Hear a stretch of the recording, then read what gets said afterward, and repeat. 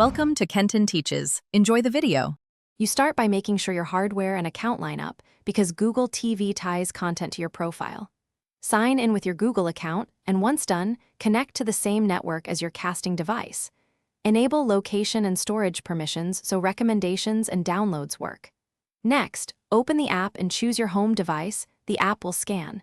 Accept pairing prompts. This immediate pairing step lets the app control playback, sync watch lists, and fetch personalized recommendations for faster navigation. Once paired, you link the services you actually use so Google TV can unify search and recommendations. Add each subscription, sign into profiles, and let the app index your libraries. This is why searches return cross-service results. Make sure to set parental controls and language preferences now because they affect content filtering.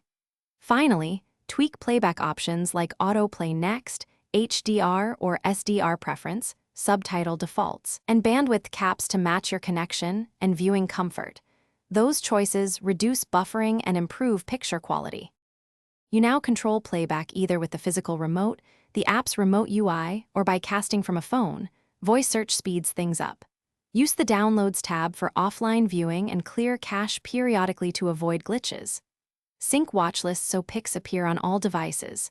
If playback or pairing fails, reboot the TV or router first, then repair via the app. Make sure the app and device firmware are up to date.